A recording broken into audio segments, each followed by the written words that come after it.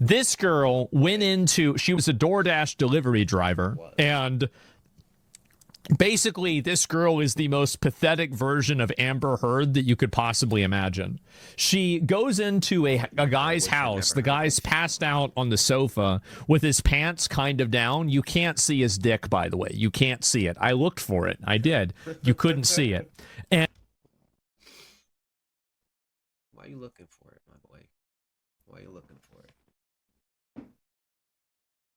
And in the process of that, she records this man without his consent while he's incapacitated and also naked, posts it publicly to a social media platform, TikTok, and then some people accuse her of opening the door and not just simply leaving the food at the door like she was instructed to. So she went inside, leaned inside, and was filming. And she has now racked up 2 felony charges for doing this. 2 felony charges. Justice is being served. And it's about damn time. Hey guys, I just lost my job. The police are doing nothing. This is a man's world. I'm the victim. Remember? I'm the victim. You haven't even begun to become the victim. It's going to get so much worse. You're not even close to being the victim yet. Olivia Henderson, aka DoorDash Girl, is absolutely finished after her criminal indictment has come down. And now she's going to have some major legal consequences. We're going to talk about that today on The Legal Mindset. We teach you to be your own judge. I'm Andrew Esquire, American attorney. This is a Fast Facts video, the quick and dirty version of the latest in legal news. So for those that may have missed it, this is our defendant here today, Olivia Henderson. She is the DoorDash Girl, and she became quite famous when she entered she essentially pushed open the door on a house that she was delivering DoorDash to. It's uncertain whether she pushed the door open. That's my understanding, but maybe he knows something about it that I don't know.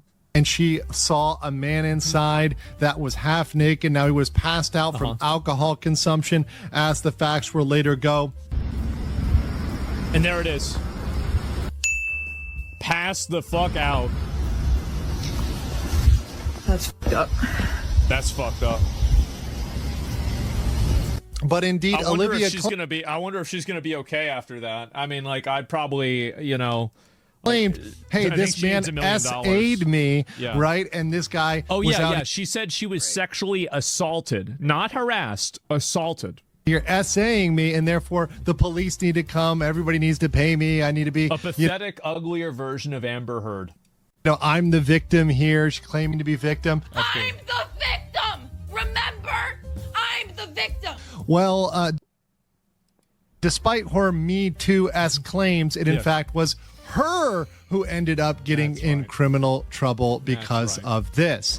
So Miss Henderson here, Olivia Henderson, was arrested after recording and posting images of the man on TikTok. So Which is also, by the way, on TikTok, I don't know if you guys know this, but you're not allowed to post nude videos of strangers that you've recorded inside of their own home. So, like, if you're thinking, I know you might have been thinking about doing this. Shocker. Don't do it. Shocker.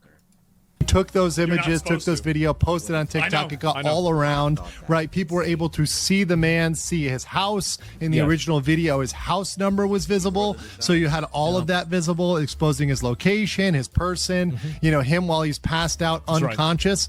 I'm going to keep telling my story. Like, this is the only justice I'm getting. Is now you can tell it at the court. Exposing this man and having posted that video, and it has gone viral. Like, now he can live with shame and embarrassment if people have seen it and knows who he is. See, that's the problem, is like, and I guarantee you that her saying that is going to be so bad for her, because like that's actually part of distributing pornographic materials that are recorded about people like without their consent. Like, I mean, she's literally like, this is like saying like, I'm premeditating the murder. Right now, I am premeditating. Later, I will murder. Right now, I'm thinking about murdering. And then I will kill.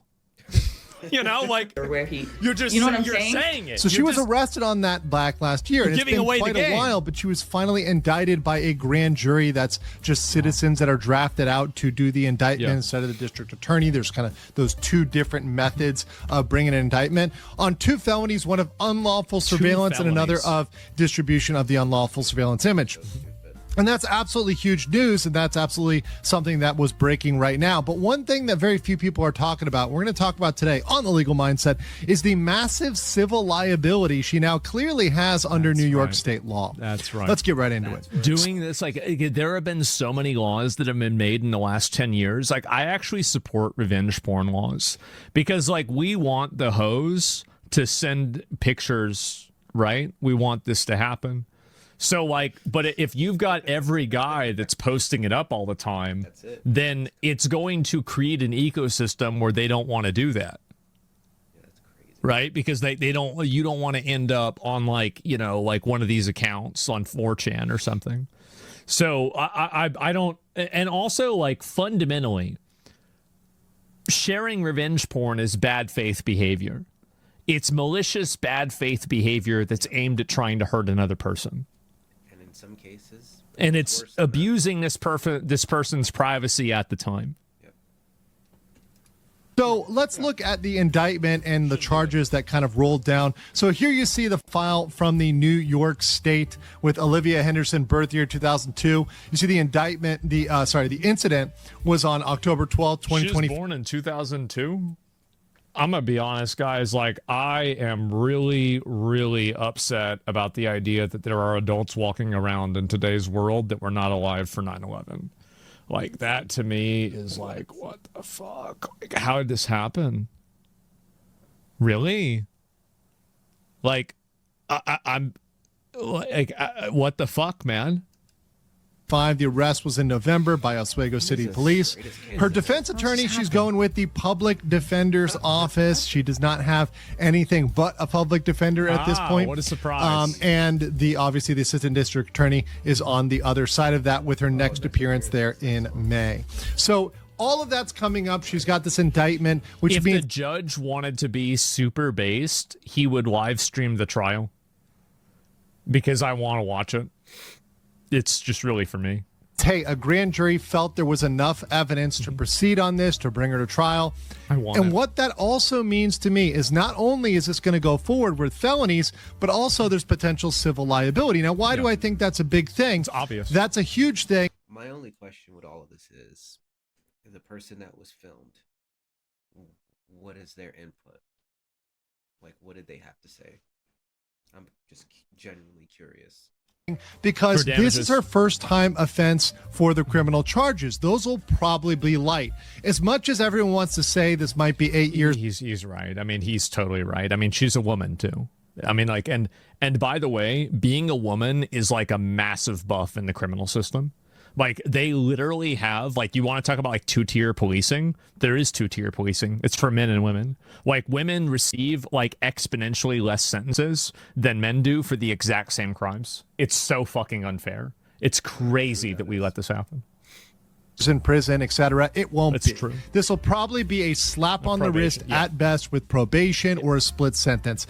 The criminal charges are honestly going to be a joke when it comes down to it, and she's probably going to enter into a plea deal. But when you look at the civil side and the potential civil liability, particularly under the special New York law that nobody has talked about so far, that is absolutely going to destroy her. So, turning over to that, after we look at the charges here, once again, the dissemination of a surveillance video and the unlawful surveillance, when we turn over to the massive liability, we look at New York Civil Rights Law, Section 52B. This is for allowing a private right of action for non-consensual dissemination of intimate images, otherwise known as, Revenge people porn. know it as revenge porn. That's right. Now, this statute is not just for stuff posted online. It's not just for ex-girlfriends, ex-boyfriends. It's really for any sort of image that is being posted without somebody's consent. And it, Like voyeurism, upskirt photos, stuff like that. covers directly on point secret recording like this. This is something that fits spot on with this and the posting of unclothed bodies without consent. And mind you, this situation, it's very interesting because of the genders and people not coming to think of this. But if the genders had been flipped here, if that had been a woman inside and a male DoorDash driver, certainly I think people would have thought about this civil liability right away. But I think perhaps people thought, okay, because it's a man and there's SA thrown out, there's this kind of Me Too-esque allegation, we're not going to think about this. But this is very, very direct and very, very on point. And this allows for massive injunctive relief, compensatory damages, punitive damages, and attorney's fees. And because of that, this will absolutely ruin her life. So let me jump over to my judgment. So Olivia is likely going to enter a plea deal or a verdict with a light sentence as a first-time offender. The felonies are not going to land her 8 years in prison. She'll probably get a couple months at best. More likely, she's going to get probation and some sort of time outside of prison, maybe community service, etc. She's not going to be serving the 8 years. However, if this man brings a civil lawsuit using this law, and we're just talking about this one law, they could potentially recover $500,000 in compensatory damages and up to $2 million in punitive damages just on this. That's kind of an average. And keep in mind, like, she's never going to pay any of this money. It's never going to get paid. So what's realistically going to happen is that she is now going to have her wages garnished. She's going to get debuffed for like years, if not decades. And that amount, trying to keep up with that, she has to do something extremely drastic in order to get the ability to pay this off. And if they do hit her with that, she's fucked. There's no way out of this. Crazy debuff. Outcome when you've got something that has gone viral, that has been widespread on the internet, that exposes his name, very intimate, obviously intimate details, his location, etc. All of those factors point to a massive claim. And not only that, but this is very similar to the case of Vitaly, where Vitaly defamed someone, calling them made a criminal accusation, much as she made that Me Too-esque allegation about SA. In that case, and when we're comparing the two, in both cases, you have potential defamation and intentional infliction of emotional distress. Those both apply here. Same. And you heard the intentional affliction, and then that's her saying, "I hope he gets embarrassed, and I hope that people make fun of him." Like, that's exactly like, dude, that's like, I'm premeditating the murder right now. Look at me. I'm stealing. Here I am putting the thing in my pocket. I'm not going to pay for this. Who does this? Vitaly case, and same over here. So if you pile that on top of the liability under 52B, we're looking at potential multi-million-dollar lawsuit here that could absolutely ruin her.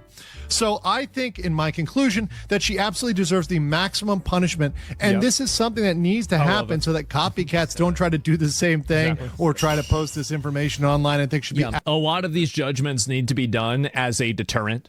I think that's a huge factor, because if you don't have that deterrent, what happens is that now other people think that they can get away with it too. And now everybody's doing this shit. I don't think it should be the maximum. There should be something, but not the maximum. Not for this.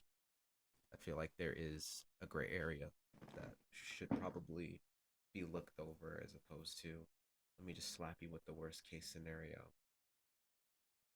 You should have consequences so that other people don't do it, but it shouldn't be the full extent.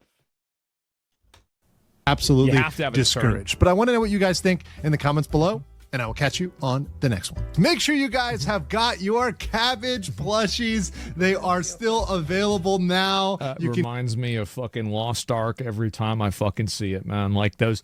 Did you know I collected every single Mokoko seed in Lost Ark? Like every single one. I got every single one. Every single fucking seed. I went through every map, every area. I got every single one. There's like one out of like 1,300 and something. I got every single one. Get them at the link in the description and the link in the pinned comments. They are super soft, super cute, and they absolutely enrage Cabbage Boy, Ramsey Kalita Smile, Johnny Somali. So get your cabbages now. Oh, that's nice. And you sound scared. Yeah, it's literally No Life Gaming. Yeah, why was it no? Why does it sound like No Life Gaming? Because it was. So anyway, I'm very happy to see her. I mean, again, a civil lawsuit is definitely going to be a lot more damaging for her. I think that it is extremely unlikely that we have an actual consequence for, this woman, like where she goes to jail. I hope she does go to jail. I think she should go to jail, but I find it to be unlikely that it will happen.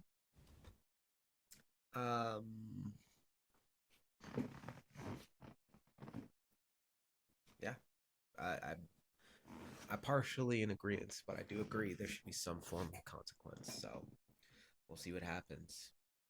The first court date is going to be May 1st, so we'll see. Probably won't see, but again, I don't think it should be the full extent. I don't think it should be the maximum, but there needs to be some liability because had the roles been flipped, you know exactly where I'm going with that.